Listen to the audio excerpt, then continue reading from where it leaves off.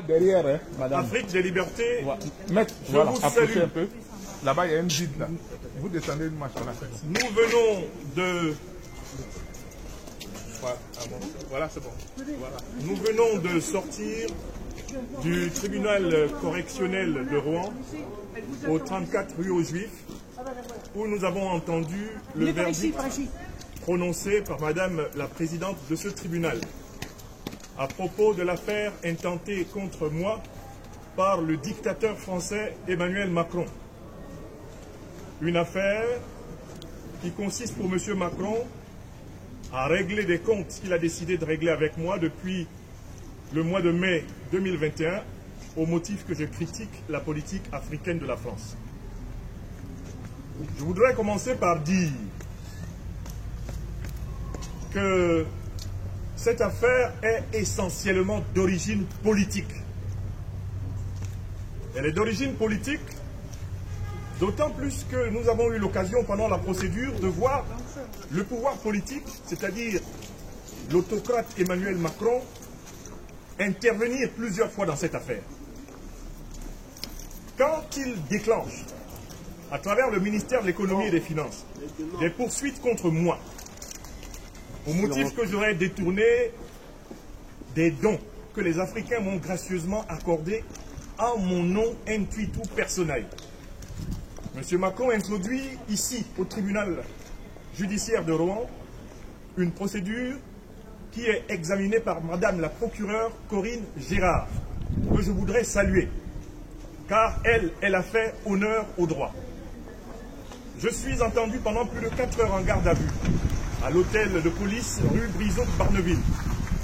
Et à cette occasion-là, je clarifie à la demande de Madame la procureure toutes les questions qui sont posées. Le 20 octobre 2023, Madame Corinne Gérard, procureure de la République à Rouen, déclare l'affaire classée sans suite, au motif que l'infraction est insuffisamment caractérisée. En d'autres termes, elle dit à M. Macron, vos poursuites contre M. Franklin Nyamsi ne sont pas fondées en droit. Ça se passe le 20 octobre 2023. Or, 6 mois plus tard, le 27 mai 2024, une substitute du procureur, c'est-à-dire une magistrate hiérarchiquement placée de 2 grades en dessous de Madame le procureur Corinne Gérard, une nouvelle magistrate, cette fois-ci donc la substitute du procureur Aliénor Darigo, révèle l'affaire que sa supérieure a classée sans suite. Au mépris, me l'ont appris mes augustes avocats ici rassemblés, du Code de la procédure pénale de la République française, qui en ses articles 40-1 et suivants, interdit à qui que ce soit de rouvrir une affaire classée sans suite. C'est donc parce que M. Macron, déçu de n'avoir pas été écouté par Madame le procureur Corinne Gérard, c'est parce qu'il a été déçu de ne m'avoir pas atteint qu'il a actionné une substitute du procureur qui devra répondre de ses actes devant le Conseil supérieur de la magistrature française que nous avons dûment appelé à arbitrer. Je voudrais dire sur la condamnation qui a été prononcée aujourd'hui par Madame la procureure, par Madame la présidente du tribunal, pardon, selon laquelle je devrais payer une amende de 10 000 € à l'État français, parce que j'aurais récupéré dans les caisses de mon association l'argent que les Africains m'ont donné. Et les Africains m'avaient donné 34 000 €. J'en ai récupéré 28 000. Mais l'État français décide de bénéficier de la solidarité des Africains en ordonnant qu'une partie de l'argent que les Africains m'ont donné lui soit remis. Par les temps qui courent, on pourrait le comprendre si c'était demandé poliment. Mais là, il s'agit d'une tentative d'extorsion. C'est du vol. Et je tiens ici, sur le perron du palais de justice de Rouen, de dire que mes avocats et moi-même interjetons appel aujourd'hui même. Absolument. L'Afrique a été pillée pendant plus de 600 ans.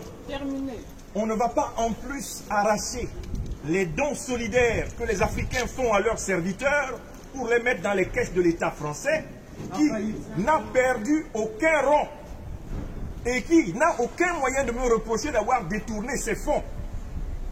Si cet État émettant l'association dont je suis le président, il me demanderait de remettre les 10 000 € dans la caisse de l'association, puisque j'aurais pris l'argent de l'association. Mais cet État dit, il faut que vous nous donniez, s'il vous plaît, donnez-nous 10 000 € d'argent que les Africains vous ont donné, parce que nous avons été déclassés par l'agence financière Moody's, on a des problèmes d'argent et on fait les poches des associations d'Africains. C'est trop. Nous allons interjeter appel. Par ailleurs, la condamnation proclamée par Madame le juge dit que je suis condamné à 3 ans d'inéligibilité. Je ne savais pas que M. Macron avait peur que je gagne la prochaine élection présidentielle française. M. Macron vient de me donner une bonne raison de me battre pour être éligible aux élections en France. Puisqu'il pense pouvoir m'empêcher de l'affronter et de battre son parti, la Renaissance, sa soi-disant minorité présidentielle, M. Macron me donne une envie démesurée d'aller au bout de la justice. Nous irons jusqu'à la Cour européenne des droits de l'homme. Et nous demandons le retrait total de la moindre condamnation dans cette affaire. D'une part parce que je n'ai pas pris, je n'ai extorqué, volé l'argent de personne. Et les magistrats l'ont dit tout à l'heure, je n'ai pas pris l'argent de quelqu'un. Et d'autre part parce que j'ai le droit, après